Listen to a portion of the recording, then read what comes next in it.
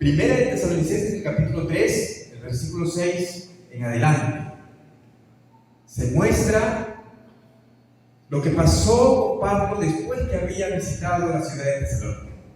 Pablo fue y siguió adelante visitando la ciudad de Berea, y luego se fue a Atenas, hermanos, y se fue a Grecia. Y estando en Corinto, Pablo tenía en el corazón esas ganas de volver a ver a la iglesia de Tesalónica, ¿no? Porque cuando Pablo predicó en Tesalónica hubo tanta oposición, hubo una real oposición, hermanos, que Pablo pensaba: ¿cómo estarán los hermanos de Tesalónica, ¿no? ¿Les estará yendo bien? Ojo que él estaba en Corinto, y en Corinto las cosas no iban tan bien. En Corinto la iglesia era una iglesia que estaba andando mal, hermanos. Una iglesia que estaba andando dentro de la carnalidad. Y él decía en su corazón: ¿cómo les estará yendo a la iglesia de Tesalónica? Pablo no podía ir a verlos, pero lo hizo Pablo por medio de un emisario. Pablo mandó a uno de su equipo, al más joven, a Timoteo. Le dijo: Timoteo, anda a Tesalónica, mira cómo están los hermanos, aliéntalos, exhórtalos, mira cómo están, qué dificultades tienen, y ven y testifícame de cómo están los hermanos de Tesalónica. Y Timoteo fue. Y cuando regresó Timoteo, vino trayendo las noticias a Pablo. ¿Eran buenas o eran malas? Eran buenas noticias, hermanos. Buenas noticias. Timoteo regresó de Pablo, que estaba en Corinto, y dijo: Pablo, en Tesalónica no les puede ir mejor. Todo está bien. Los hermanos están fortalecidos a pesar de la oposición. Todo está bien. Es una iglesia de maravilla, ¿no? Qué contraste con la iglesia de Corinto, ¿no? Una iglesia de Corinto que hacía las cosas mal, contrastado con estas noticias que traía Timoteo de una iglesia en Tesalónica que sí hacía las cosas bien, y era una iglesia ejemplo, hermanos. Ejemplo para las demás iglesias de la zona, para las demás iglesias de Macedonia y de alrededor. Eran hermanos que estaban yendo con una vida cristiana ejemplar, una iglesia modelo. Y eso es lo que vamos a ver en esta noche. Vamos a ver durante estas semanas, hermanos, algunas características de esta iglesia de Tesalónica para que nosotros podamos aplicar a la vida cristiana de nosotros, para que nosotros podamos aprender cómo nosotros debemos ser como cristianos, cómo nosotros debemos ser como iglesia, hermanos, teniendo ejemplo la iglesia de Tesalónica. Así que vamos a ver, hermanos, hay algunos detalles. Por ejemplo, vamos a abrir nuestra Biblia, se dice que los dedos, una hojita nada más, hermanos. Vamos a ver en el primer versículo. Pablo les dice a la iglesia de Tesalónica lo siguiente. Dice: Pablo, Silvano y Timoteo. Aquí Silvano es Silas. Pablo, Silas y Timoteo. ¿A quién? A la iglesia de los tesalonicenses, en Dios Padre y en el Señor Jesucristo. Miren, hermanos, Pablo aquí reconoce a la iglesia de los tesalonicenses como una iglesia que está en el Padre y está en el Señor Jesucristo. Una iglesia que está en Cristo. Así reconoce. Pablo está escribiendo esta epístola, hermanos, a los tesalonicenses después que Pablo recibió las buenas noticias que Timoteo le dio. Pablo se emocionó tanto de saber que los hermanos de Tesalónica estaban bien, que se animó, ¿qué cosa? A escribirles una carta. En realidad 2 cartas, ¿no? Se animó a escribirles a esta iglesia, y lo primero que les dice es a la iglesia de Tesalónica que está en Cristo. Pablo reconocía que estos hermanos estaban en Cristo. Era una iglesia, hermanos, realmente convertida. Era una iglesia convertida de verdad. Una iglesia que estaba en Cristo. Ustedes saben, hermanos, ¿qué significa estar en Cristo? En Cristo, hermanos, no es cualquier cosa. Estar en Cristo implica, hermanos, nuestra verdadera identidad como cristianos. Cualquier persona no está en Cristo, hermanos. Nosotros podemos venir a la iglesia muchos años. Podemos activar dentro de la congregación de una manera tan activa, ¿no? Podemos incluso predicar, podemos cantar, pero aún así, hermanos, podemos estar viviendo una vida cristiana, pero no estamos en Cristo totalmente. Es decir, nosotros no tenemos una identidad verdadera como cristianos. Estar en Cristo, hermanos, es vivir con Cristo, estar sepultados con Cristo y resucitados con Cristo. Eso nos enseña el libro de Romanos, ¿no? Eso nos enseña el libro de Romanos, que el que está en Cristo ha muerto con Cristo y ha resucitado juntamente con Él. De tal manera que ahora ya no vive Él, sino que Cristo vive en Él. Eso significa estar en Cristo, hermanos. Morir nosotros y dejar que Cristo viva en nosotros. ¿Estaremos viviendo de esa manera? Esa frase de decir, morir nosotros para que Cristo pueda vivir en nosotros, o decir, ya no vivo yo, mas Cristo vive en mí, es una frase, hermano, de mucho significado. Es una frase de un significado profundo, hermanos. Realmente, ser identificados como cristianos es morir para volver a vivir para Cristo. Muchos de nosotros en la iglesia no estamos viviendo esa experiencia. Si nosotros no morimos, hermanos, para que Cristo viva en nosotros, estaremos entonces viviendo solamente una vida religiosa, mas no una vida cristiana genuina. Una vida cristiana genuina implica, hermanos, sacrificio, implica negación a sí mismo. Eso implica una vida cristiana. Estar en Cristo significa ser de verdad nueva criatura. Ser en verdad una persona nueva en Cristo. Estar en Cristo. Y eso, hermanos, era la iglesia de Tesalonicenses. Ellos estaban realmente en Cristo, hermanos. Eran unas personas realmente convertidas. Pablo lo entendía así por las noticias que Timoteo les traía, hermanos. ¿Cuáles son las evidencias, hermanos, de una persona que está realmente convertida? Vamos a tomar, por ejemplo, a los hermanos de Tesalónica, ¿verdad? Porque ellos eran hermanos realmente convertidos. Vamos a ver algunas evidencias que ellos mostraban. El versículo 3, hermanos. Vamos a ver el versículo 3, el cual dice, el capítulo 1, versículo 3, dice, acordándonos sin cesar delante de Dios y Padre nuestro de la obra de vuestra fe, del trabajo de vuestro amor y de vuestra constancia en la esperanza en nuestro Señor Jesucristo. Muy bien, hermanos, fíjense lo que dice ese versículo. Pablo se acuerda de la iglesia de Tesalónica, pero se acuerda de tres cosas importantes: de la obra de vuestra fe, del trabajo de vuestro amor y de vuestra constancia en la esperanza en nuestro Señor Jesucristo. Miren, hermanos, tres cosas por las cuales el apóstol Pablo hacía mención de la iglesia de Tesalónica: de la fe, del amor y de la esperanza. Este trío de palabras, hermanos: la fe, el amor y la esperanza. Tres cosas que tenemos que tener bien grabadas, hermanos. Tres cosas que el cristiano tiene que manejar en su vida cristiana: la fe, la esperanza y el amor.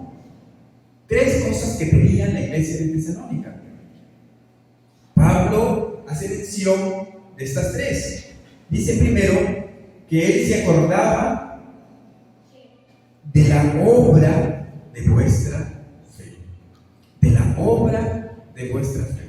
¿Cuál era la obra de la fe que hacía la iglesia de Tesalónica? ¿Qué hacían ellos?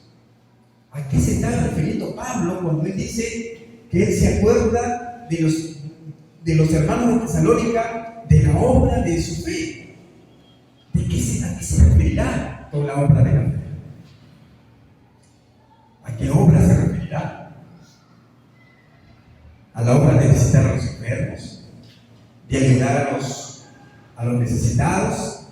¿A la obra de qué? ¿De hacer programas en la iglesia? ¿A qué obra se referirá el apóstol Pablo?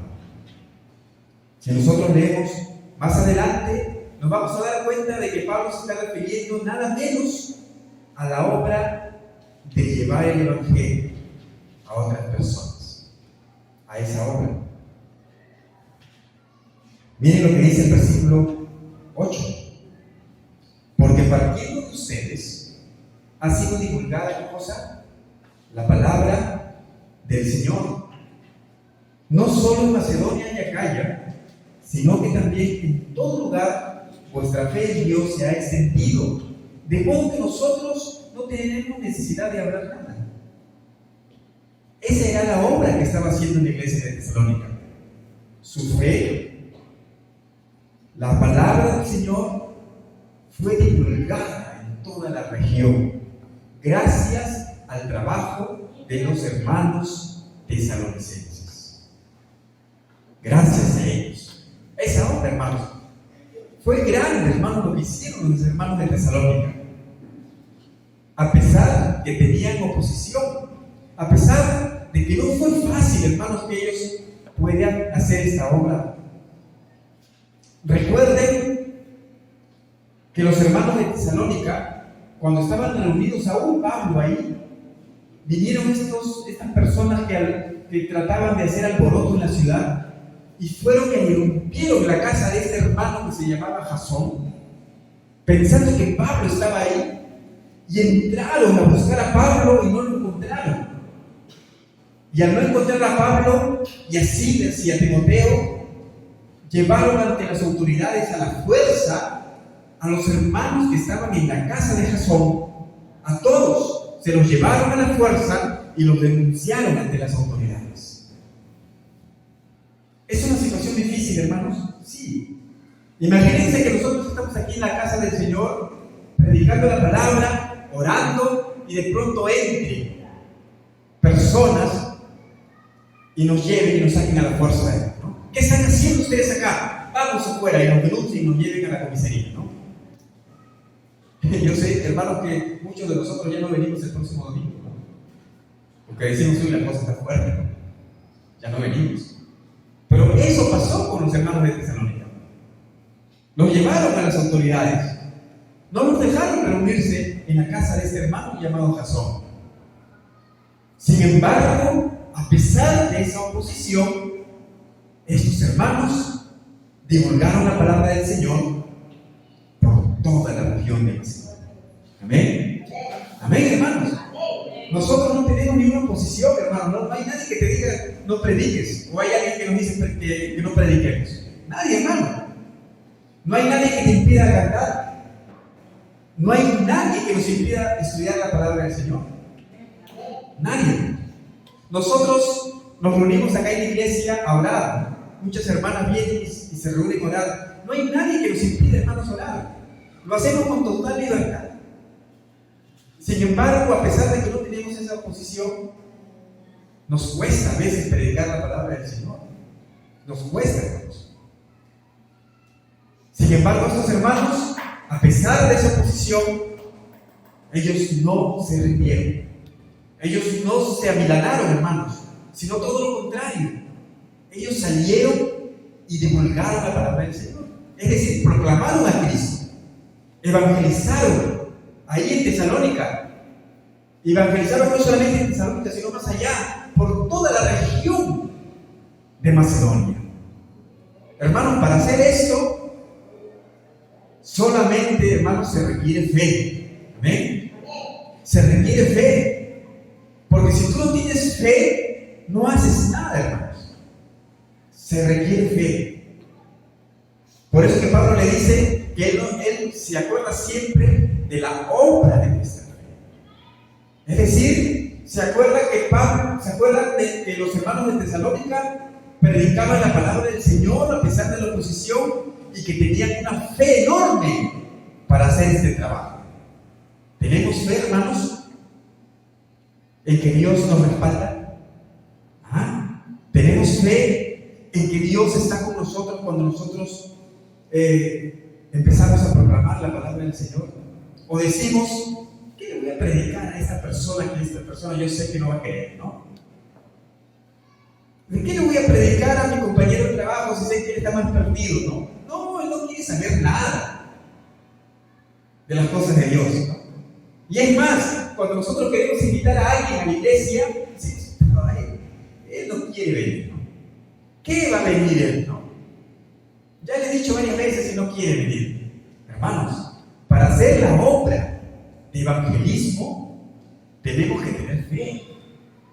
Si nosotros no tenemos fe, nuestro trabajo no va a tener resultados. Es decir, no lo vamos a poder hacer y no lo vamos a hacer porque no tenemos fe en el corazón.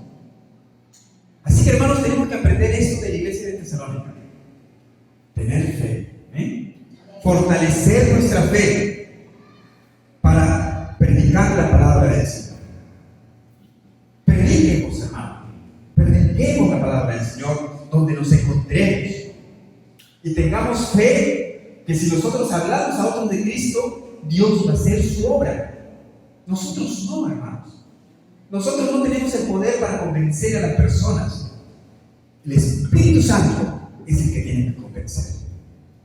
Es el que tiene que convencer. Recuerden, hermanos, que no estamos solos. No estamos solos. Jesús nos dio una promesa. Nos dijo que estará con nosotros todos los días hasta el fin del mundo.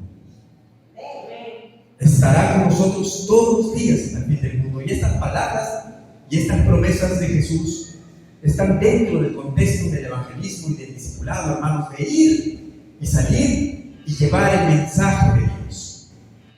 Tengamos fe.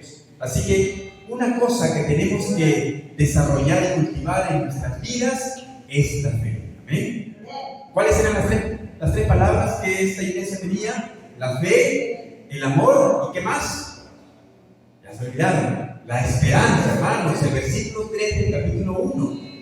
El apóstol Pablo no se olvidaba y siempre recordaba que los hermanos de Tesalónica tenían fe, tenían amor y tenían esperanza. La fe en que Dios respaldaba la obra que ellos hacían. La obra de vuestra fe, dice el apóstol Pablo.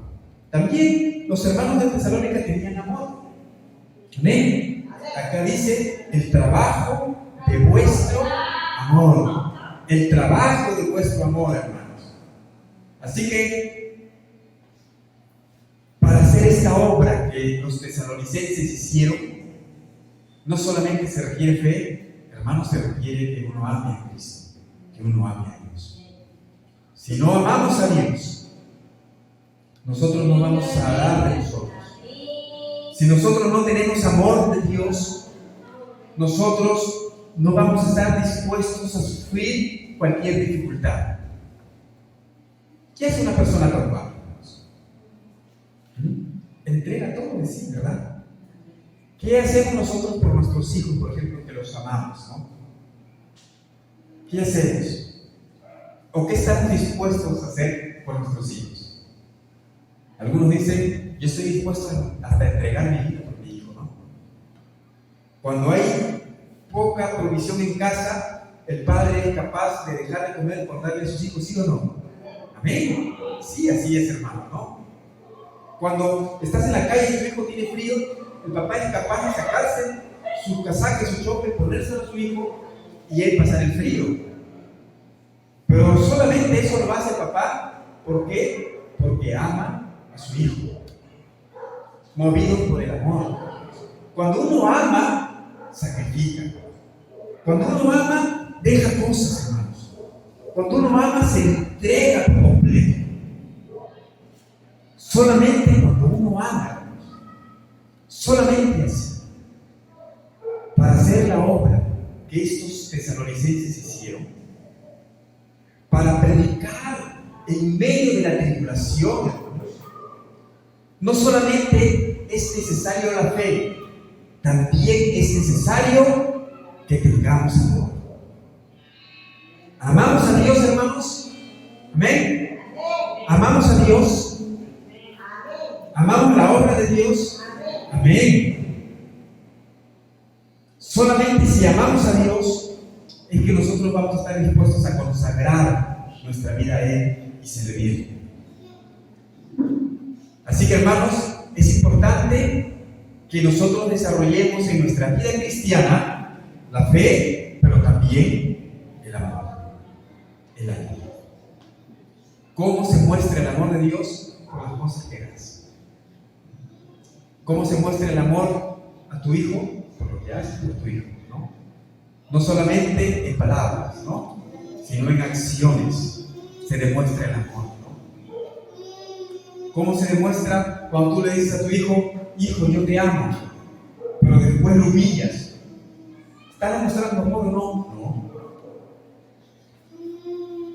Hijo, yo te amo, pero no le das sus alimentos, demuestras que no lo amas.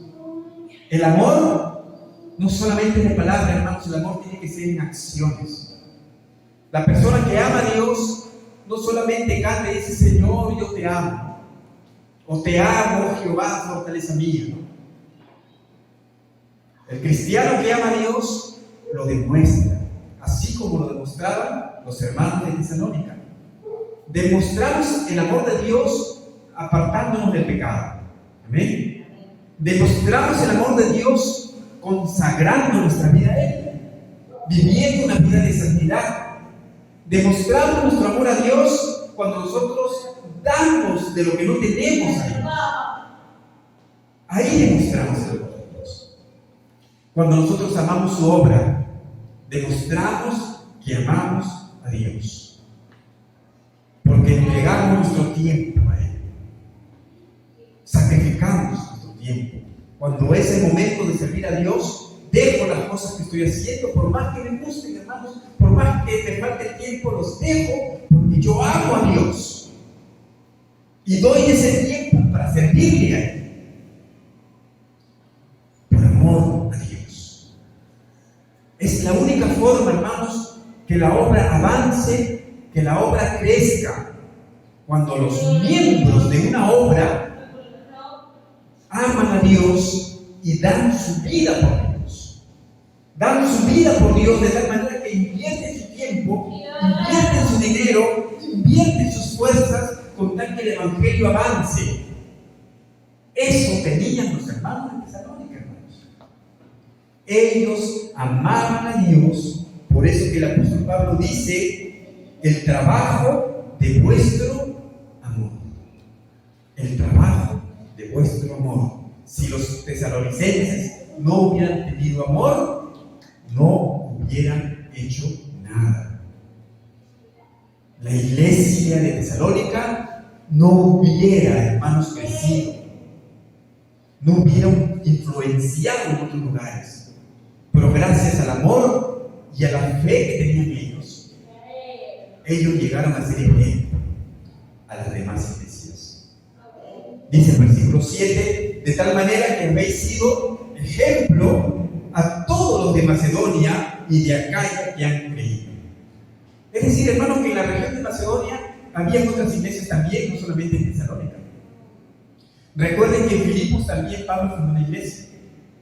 Y Pablo también escribe una carta a los filipenses. Y Filipos era una ciudad que también estaba en Macedonia, tanto así como en Tesalónica. Así que en Filipos también había otra iglesia, hermanos. Pero la iglesia de Tesalónica se convirtió en ejemplo para la iglesia de Filipos. Se convirtió en ejemplo para las demás iglesias que había en esa ciudad.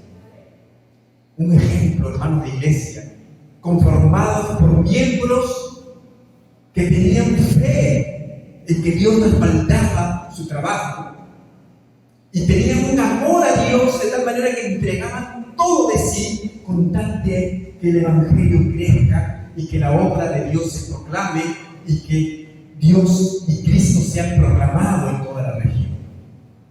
Dificultades no importa, Mi amor a Dios hace que yo pase por encima de los problemas. Tengo que proclamar a Cristo. Es lo que hacían los hermanos de Tesalonicenses. Pero no solamente, hermanos, la fe y el amor. Hay una palabra más. ¿Cuál era? La esperanza. Muy bien, hermanos. La esperanza, ¿no? La esperanza era otra palabra que movía a la iglesia de Tesalónica. Dice el versículo 3 que hemos estado leyendo, la constancia de la esperanza. Pero la esperanza de quién? En nuestro Señor Jesucristo. La esperanza. Hermanos, ellos tenían esperanza, pero ¿esperanza en qué? Ahí dice nuestro Señor Jesucristo, ¿pero qué? ¿Qué tipo de esperanza? ¿Qué esperaban ellos, no? ¿Esperaban que Dios les diera alguna retribución? ¿Qué esperaban? Como actualmente nosotros escuchamos, ¿no? Escuchamos algunos movimientos, ¿no? Da a Dios para que Dios te dé, ¿no? Trae tu ofrenda para que Dios te sane, ¿no? ¿Han escuchado eso o no? Trae más, ¿no? Vete a tu casa, tráelo para que Dios te pueda dar, ¿no? ¿Quieres que tu hijo se sane? Trae a Dios algo y dale a él, y es un pacto con Dios y tu hijo se va a sanar. Y la gente empieza a traer sus cosas, ¿no? Pero empieza a traer sus cosas con un interés. ¿Ah? ¿Para qué? Para recibir algo a cambio.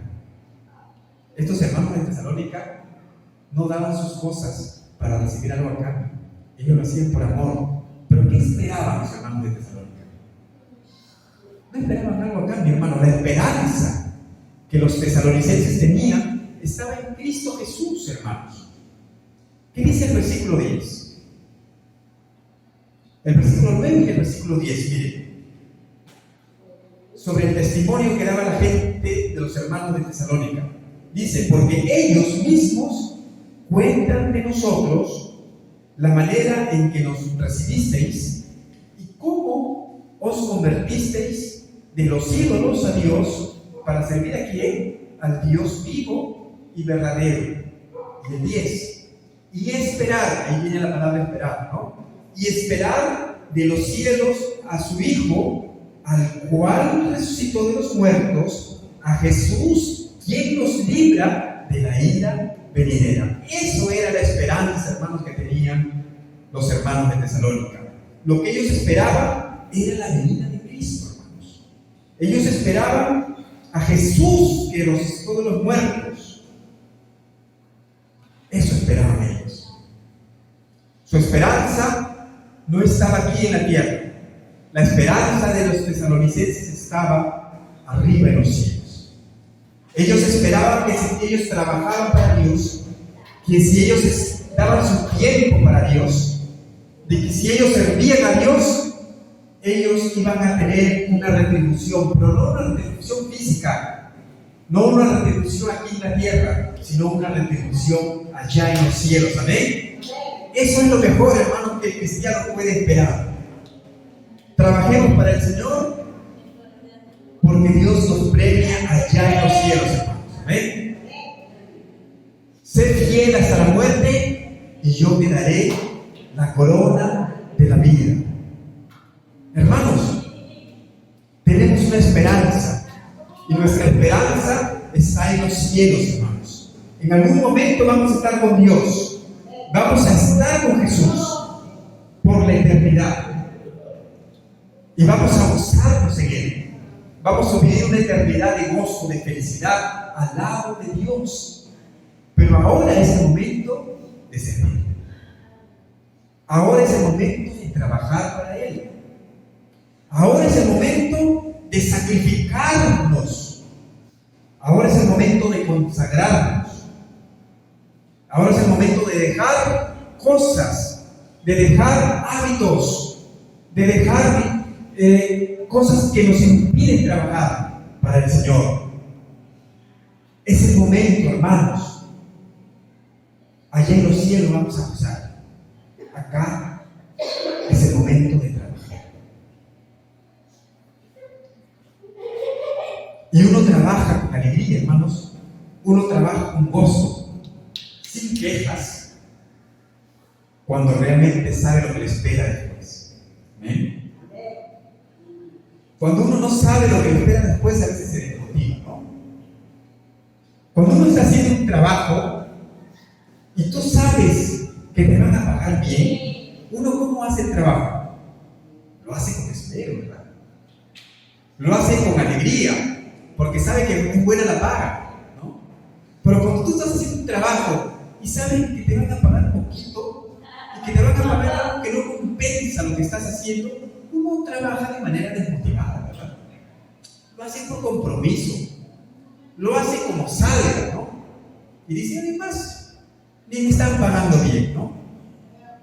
Pero cuando uno espera un buen pago, uno trabaja con sus hermanos motivados, ¿no? ¿Estás cansado? Sigues adelante, ¿no? Ese trabajo lo tienes que entregar al día siguiente y son las 1 de la mañana. No importa, hermano, el sueño, yo sigo trabajando contento. ¿Por qué? ¿Por qué? Porque hay algo que me motiva. ¿Qué cosa me motiva? El sueño, no el pago que al día siguiente voy a recibir. Estoy contento, hermano, no me da sueño, se me quita el sueño. Oye, pero ¿cómo vas a trabajar de amanecida? ¿Qué sacrificio? El que tiene una motivación de pago, el sacrificio no lo siente. ¿Qué cosa nos motiva, hermanos, para servir al Señor? ¿Qué cosa nos motiva? Si te motiva algo terrenal, tú no vas a servir al Señor con alegría y con motivación, no vas a hacer por compromiso. Pero si te motiva un pago y un premio allá en los cielos, esa esperanza que tiene el cristiano, hermanos, que algún día vamos a estar con el Señor, esa esperanza, si la tienes presente siempre, eso te va a motivar, hermanos, a que tú nunca bajes la guardia en el servicio del Señor. Eso te va a motivar, hermanos, que tú estés aquí en la iglesia todos los cultos. Eso te va a motivar a que tú separes tu tiempo y digas, no, ese tiempo es para servir al Señor. Te va a motivar. Y si tienes dificultades en el camino, no importa, a pesar de las dificultades, tú vas a servir al Señor. Y si te sientes cansado, no importa. Si tú te sientes cansado, sirves al Señor, porque sabes lo que te espera al final. Vivir una eternidad con Cristo. Esa esperanza, hermanos, es lo que empujaba a esos hermanos de Tesalónica. Así que, hermanos, para servir en la obra de Dios, se requieren 3 cosas. Se requiere que tú tengas fe en el Señor, en que Él respalda tu trabajo. ¿Ven? Se requiere amor, que tú ames a Dios, porque si no amas no haces nada. Y se requiere que tú tengas presente ese premio que Dios te va a dar allá en los cielos. ¿Amén? 3 cosas, hermanos: la fe, el amor y la esperanza. Si no tenemos eso en nuestras vidas, vamos a vivir simplemente una vida religiosa. No vamos a vivir una vida como Dios quiere que nosotros vivamos. La iglesia de Tesalónica era una iglesia que estaba realmente convertida. Realmente convertida. Una iglesia convertida de verdad, hermanos, que estaba en Cristo y que servía al Señor, que predicaba el Evangelio, y hacía todo lo que estaba en sus manos con tal que el Evangelio pueda crecer, con tal que las personas puedan conocer a Cristo, con tal de que la obra de Dios pueda avanzar. Ellos hacían todo lo que estaba a su disposición, se sacrificaban, hermanos. Ese Evangelio es el que Dios quiere que nosotros vivamos. ¿Estaremos viviendo así, hermanos? ¿Estaremos siendo como los hermanos de Tesalónica? ¿Sí o no? Los hermanos de Tesalónica eran ejemplo a los demás. Eran ejemplo para la iglesia de Filipo. Era ejemplo para las iglesias que estaban en Acaya. Era ejemplo para las otras ciudades que estaban en Macedonia. La pregunta es, ¿la iglesia de Tesalónica estará siendo ejemplo para la iglesia de Jesucristo de la Esperanza o no? Que sea de ejemplo, hermanos. Podemos tomar la vida de estos hermanos para que nosotros podamos vivir de la misma manera, hermanos. Es momento, hermanos, de trabajar para el Señor. Aquí es el momento de servir al Señor. Allí en los cielos no, hermanos. Allí en los cielos solamente vamos a gozar y vamos a adorar a Dios. Aquí es el momento en que tú tienes que entregar tu vida al Señor por completo. Es el momento en que tú tienes que consagrar tu vida por completo. Entrega a Él, hermanos, todas las áreas de tu vida, tu tiempo. Sírvele al Señor con responsabilidad, hermanos, con excelencia. Y excelencia significa dar un poco más de lo que siempre das. Porque lo que usualmente hacemos, lo podemos hacer, pero si nosotros nos esforzamos un poquito más y damos un poco más, ya entramos en la excelencia. ¿Amén? Por ejemplo, si tú oras todos los días 10 minutos, porque la Biblia dice que oremos sin cesar, hermanos. Si tú oras 10 minutos todos los días, muy bien, muy bien. Pero si tú te esfuerzas por orar 15, ya estás esforzándote un poco más. Esos 5 minutos que exceden a tu rutina ya significa excelencia, hermanos. Estás orando con excelencia. Si tú vienes a la iglesia a las 6:15, 6:20, y es tu rutina siempre, si tú dices, no, voy a servir al Señor y voy a entregar mi tiempo a Él, y me esfuerzo a pesar de que hay cosas en casa que hacer, o hay cosas que siempre hago, y las dejo y me esfuerzo porque amo a Dios, y llego a la iglesia 10:45, eso ya está considerado como excelencia, porque estás haciendo algo más de lo que usualmente siempre haces. Hermanos, sirvamos al Señor con excelencia. Y si no lo estamos haciendo bien, es porque realmente en nuestra vida está faltando algo. Está faltando amor para Dios. Está faltando fe. O te está faltando que te has olvidado de la esperanza. Algo te está faltando, hermanos. Pídele al Señor que te aumente la fe. Pídele al Señor que te ayude a amarlo más. Pídele al Señor que nunca te olvides de lo que te espera en los cielos. Cuando eso suceda en tu corazón, vas a servir al Señor, vas a servir. Lo vas a hacer, vas a transformar tu entorno. Vas a alborotar el lugar donde te encuentras. Vas a alborotar tu trabajo, tu familia, y vas a alborotar esta sociedad. Y vamos a empezar a crecer, hermanos, porque todos juntos estamos amando, teniendo fe en Dios y teniendo presente lo que nos espera en los cielos. ¿Amén? ¿Amén, hermanos? ¿Cuántos tenemos fe en Dios? ¿Amén? ¿Tenemos fe en que si nosotros predicamos, Dios va a responder? ¿Amén? ¿Tenemos fe en que si nosotros oramos, Dios va a responder? ¿Amén, hermanos? Fe. ¿Cuántos amamos a Dios? ¿Amamos a Dios, hermanos? ¿Amén? Si amamos a Dios, ¿estamos dispuestos a sacrificar cosas? ¿Amén? ¿Amén? Nos espera un premio en los cielos, hermanos. Sé fiel, hermanos, hasta la muerte, y yo te daré la corona de la vida. Una promesa del Señor, hermanos, y Dios es fiel a sus promesas. Dios es fiel a sus promesas, aunque nosotros seamos infieles, Dios permanece fiel. Y si Él dice que si somos fieles, Él nos dará la corona de la vida. Eso es lo que realmente nos espera, hermanos. Pero que si somos fieles, seamos fieles al Señor, sirvamos al Señor y seamos unos cristianos genuinos, hermanos, en la obra del Señor.